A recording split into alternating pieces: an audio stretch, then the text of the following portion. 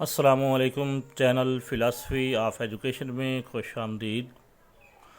آج کی ویڈیو میں ہم امام غزالی کے تعلیمی تصورات کو موضوع بحث بنائیں گے اور دیکھیں گے کہ امام غزالی نے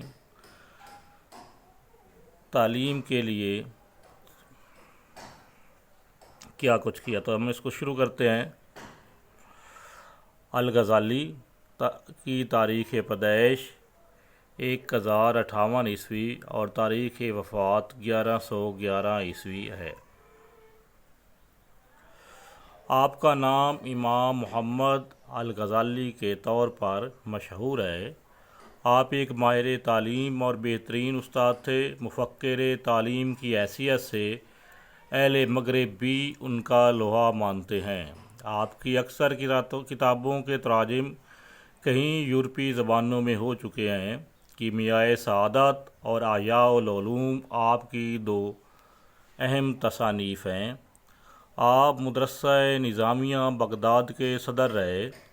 یہ ادارہ اس زمانے میں بین الاقوامی اہمیت کا حامل تھا۔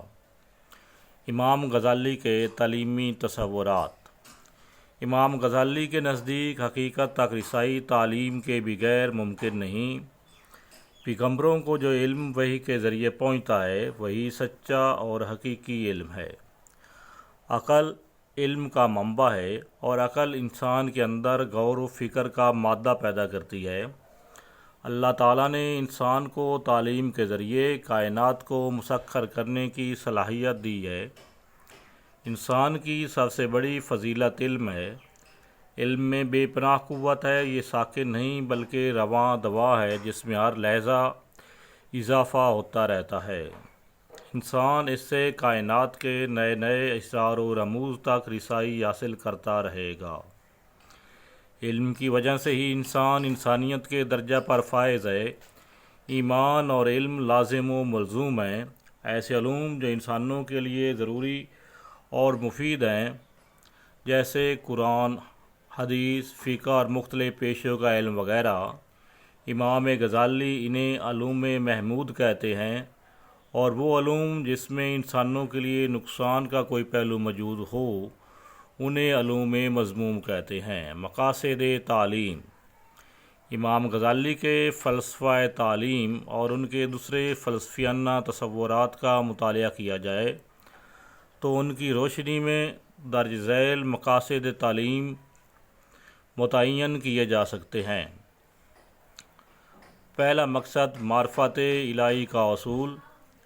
امام غزالی کے نزدیک تعلیم کا اولین مقصد معرفت الہی یعنی ذات باری تعالیٰ کی پہچان ہے۔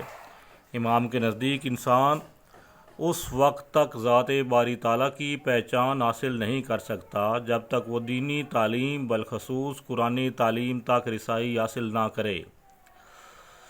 مقصد تعلیم نمبر 2، رضائے الہی کے آگے سر تسلیم خم کرنا۔ امام غزالی کے نزدیک تعلیم کا دوسرا بڑا مقصد رضائے الہی کے آگے سر تسلیم خم کرنا ہے اور اس کا فرما بردار بندہ بننا ہے۔ جب انسان معرفت الہی کا درجہ حاصل کر لیتا ہے تو اس پر فرض ہو جاتا ہے کہ وہ اپنی تمام خواہشات کو اللہ تعالیٰ کی رضا اور اس کے احکامات کے مطابق ڈال لے۔ اخلاقی اقدار کا فروغ۔ امام غزالی کے نزدیک تعلیم کا تیسرا بڑا مقصد اخلاقی اقدار کا فروغ ہے۔ معلم کائنات حضرت محمد صلی اللہ علیہ وآلہ وسلم نے اپنی تعلیمات کے ذریعے اخلاقی تربیت اور اخلاقی اقدار کے فروغ پر بہت زور دیا، مثلا سچائی، دیانتداری اور بڑوں کا احترام وغیرہ۔ اعلیٰ کردار کی تشکیل و تکمیل۔ امام غزالی کہتے ہیں کہ اچھی تعلیم وہی ہے جو انسان کو انسانیت کے درجے پر فائز کرتی ہے۔ وہ نیکی اور بدی میں تمیز کر کے نیکی کو اپناتا اور برائی کے کاموں کو ترک کر دیتا ہے۔ انسان اپنے اچھے کردار اور نیک اعمال سے پہچانا جاتا ہے اور یہ اوصاف انسان میں تعلیم کے ذریعے پیدا ہوتے ہیں۔ دنیاوی ضروریات کا خیال۔ امام غزالی کے نزدیک تعلیم کا مقصد دنیوی ضروریات کو پورا کرنا بھی ہے۔ آپ کے نزدیک افراد کو ایسی تعلیم دینا چاہیے جو انہیں ایک مثالی زندگی گزارنے کے قابل بنائے اور ان کی دنیوی ضروریات کو پوری کرنے کا باعث بنے۔ اس لیے آپ دینی علوم کے ساتھ ساتھ دنیوی علوم سیکھنے پر بھی زور دیتے ہیں۔ تسخیر کائنات۔ امام غزالی نے اسلامی تعلیمات کی روشنی میں کائنات کے اسرار و رموز کو جاننا اور نوع انسانی کے لیے انہیں کام میں لانا تعلیم کا ایک انتہائی اہم مقصد قرار دیا ہے۔ نصاب تعلیم۔ امام غزالی نے مضامین کی درجہ بندی کر کے نصاب تعلیم کو لازمی مضامین اور اختیاری مضامین میں تقسیم کیا ہے۔ امام غزالی لازمی مضامین کو فرض عین قرار دیتے ہیں۔ ان کے خیال میں ان مضامین کو اصول ہر مسلمان کے لیے لازمی ہے۔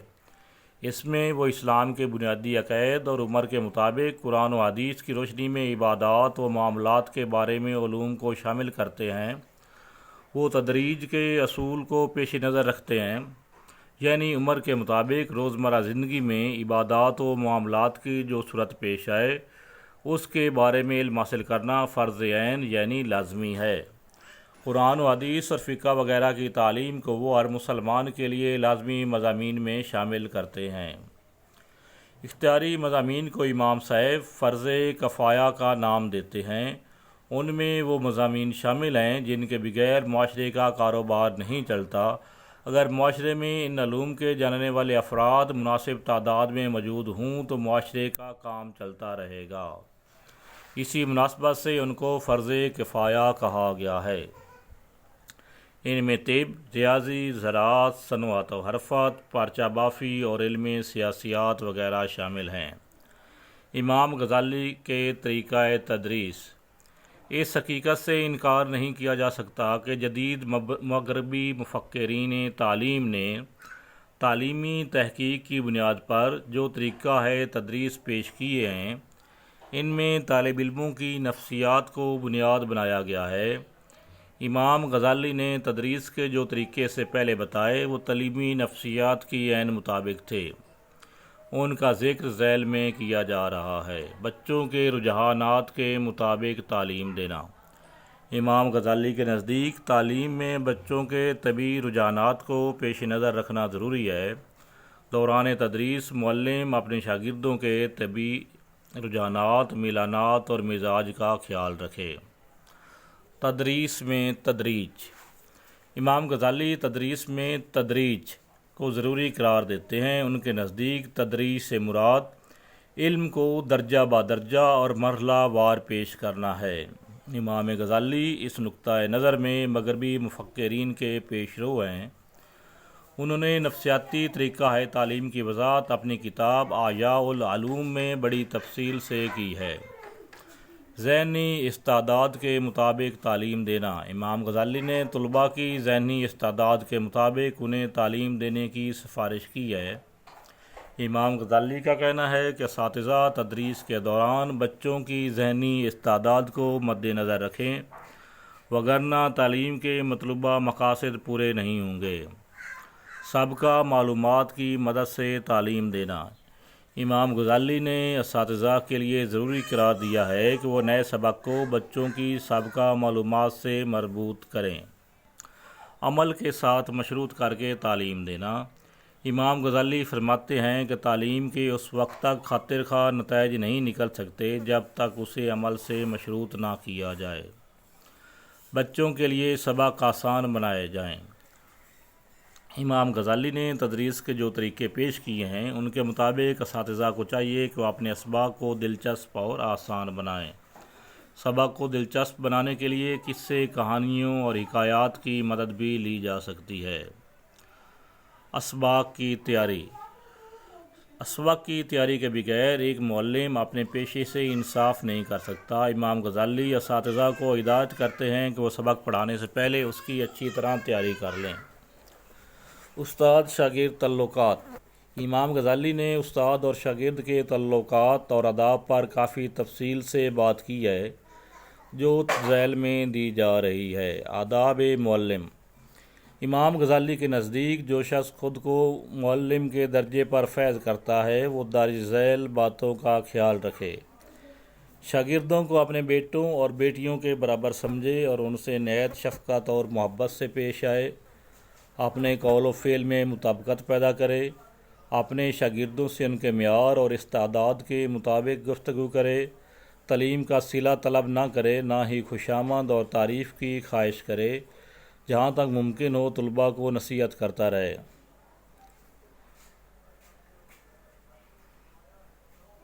شاگردوں کو اشاروں، کنایوں اور پیار و محبت سے براہ راست پر لائے، بری باتوں سے روکتے۔ سختی کرنے سے طلباء کی حوصلہ شکنی ہوتی ہے اور معلم کا وقار کم ہو جاتا ہے۔